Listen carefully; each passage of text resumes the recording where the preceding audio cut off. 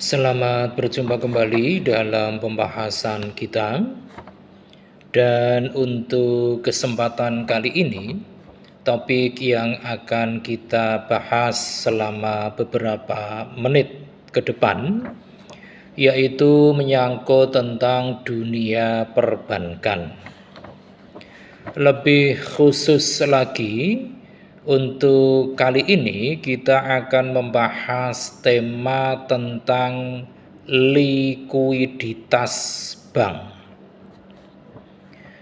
Kalau kita berbicara tentang likuiditas bank ini, maka kita dapat mengambil suatu makna bahwa likuiditas bank ini merupakan suatu kemampuan dari bank dalam memenuhi kewajiban finansialnya yang akan jatuh tempo. Di dalam dunia perbankan dikenal beberapa jenis rasio likuiditas. Memang dalam praktiknya cukup banyak jenis-jenis dari rasio likuiditas bank ini. Di antara beberapa jenis dari rasio likuiditas bank ini, yang pertama adalah quick ratio, atau kalau kita menggunakan dengan istilah bahasa Indonesia, maka akan dapat disepadankan dengan rasio cepat.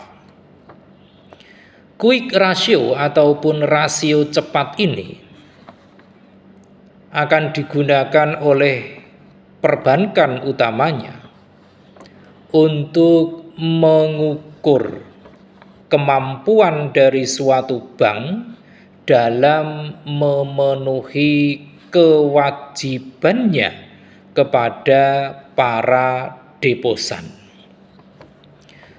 Yang termasuk di dalam kelompok deposan ini yaitu mereka yang berstatus sebagai pemilik giro, kemudian juga pemilik tabungan, dan juga pemilik deposito dengan harga yang paling liquid yang dimiliki oleh bank.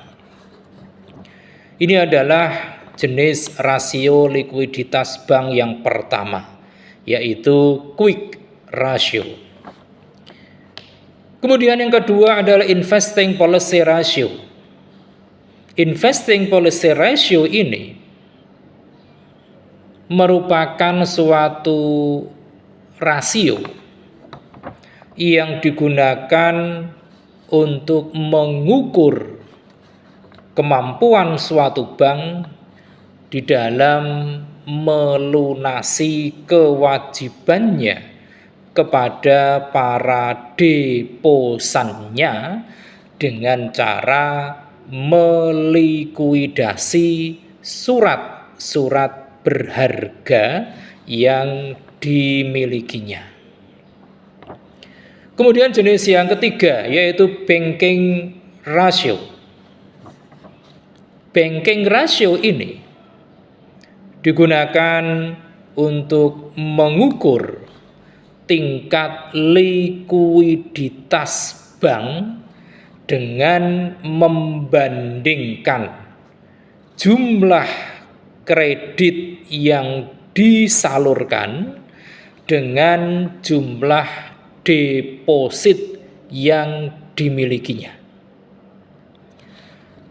Bila mana semakin tinggi rasionya, maka akan semakin rendah pula tingkat likuiditas bank tersebut, karena jumlah dana yang digunakan untuk membiayai kredit semakin kecil.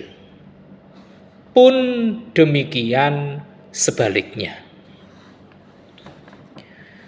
Kemudian jenis rasio likuiditas yang keempat yaitu assets to loan ratio.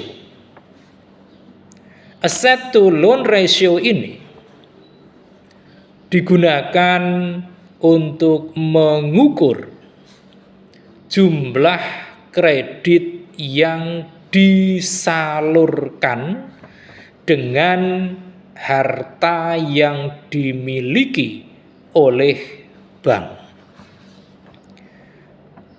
Manakala semakin tinggi tingkat rasionya, maka akan semakin rendah tingkat likuiditas bank tersebut. Kemudian yang kelima, yaitu cash ratio. Untuk cash ratio ini merupakan suatu rasio yang digunakan untuk mengukur kemampuan dari suatu bank dalam melunasi kewajiban yang harus dibayar dengan segera dengan harta likuid yang dimilikinya. Kemudian yang keenam, yaitu loan to deposit ratio. Loan to deposit ratio ini atau dalam istilahnya sering digunakan dengan istilah LDR, ini merupakan suatu rasio yang digunakan untuk mengukur komposisi jumlah kredit yang diberikan dibandingkan dengan jumlah dana masyarakat dan juga modal sendiri yang digunakan. Loan to deposit ratio ini menurut peraturan yang telah ditetapkan oleh pemerintah besarannya adalah maksimal 110%.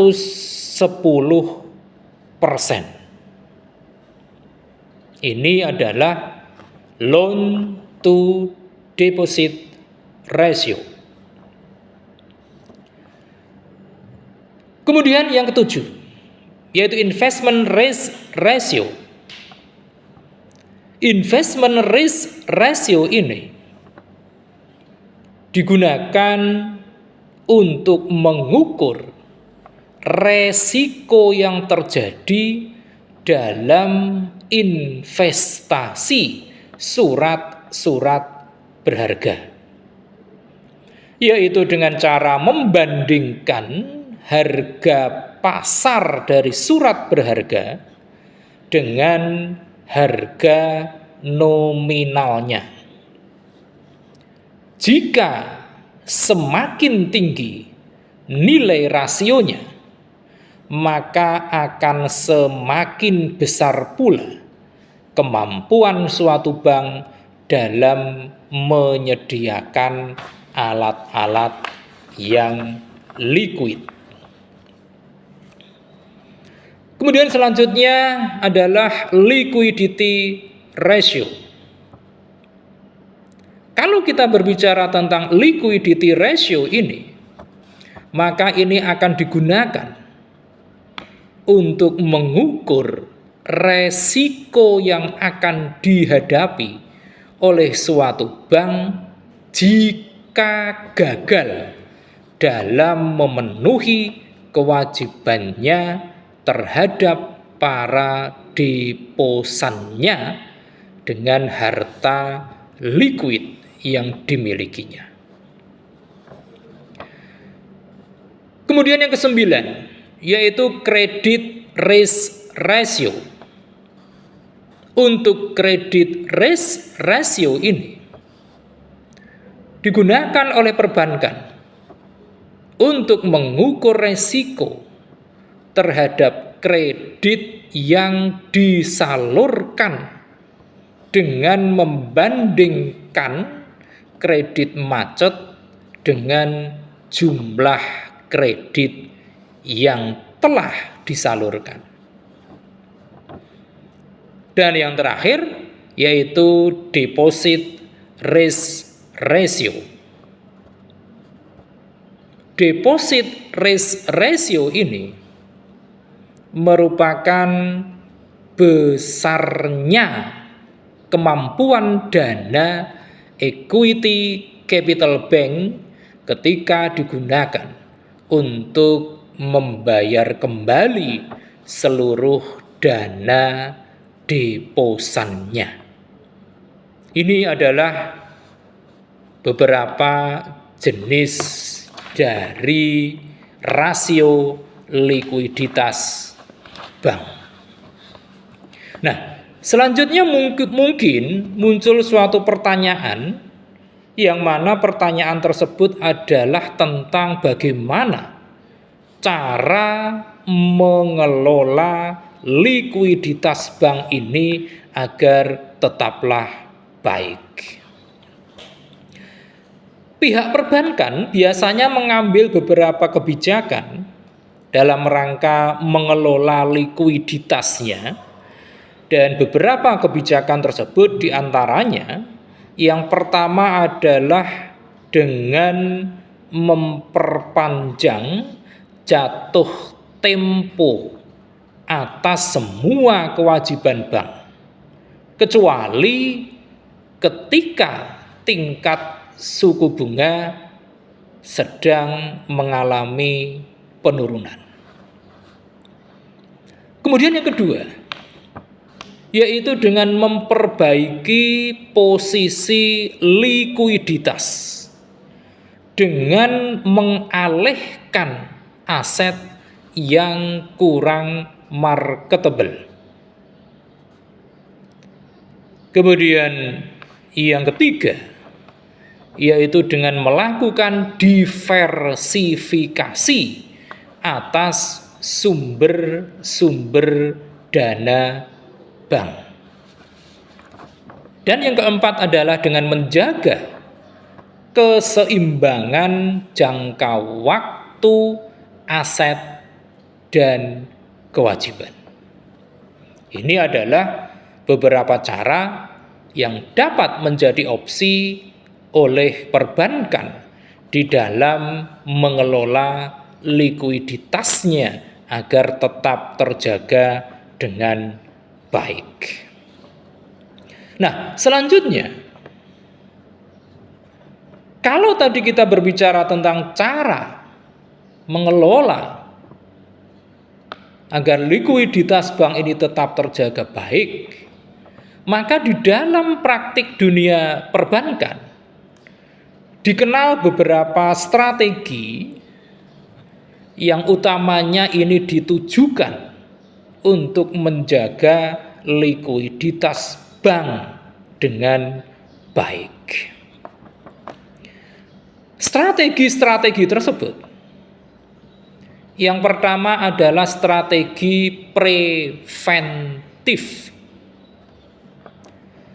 Melalui strategi preventif ini, perbankan akan berusaha untuk menjauhi berbagai unsur yang bersifat spekulatif, sehingga permasalahan likuiditas ini akan dapat diminimalisasi. Kemudian strategi yang kedua adalah strategi represif.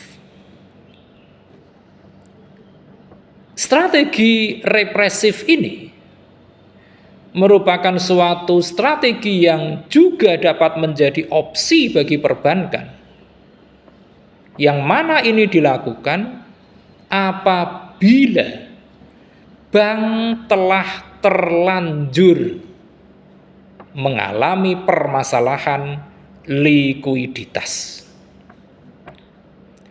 Langkah yang dapat dilakukan itu diantaranya dapat berupa kebijakan untuk meminjam dari pasar uang.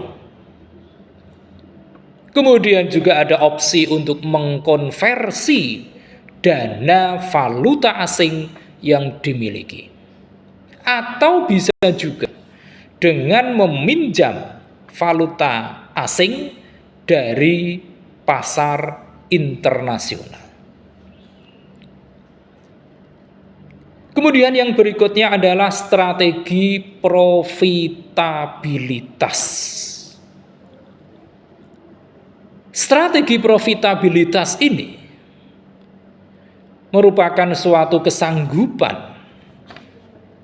dalam memperoleh laba ataupun profit,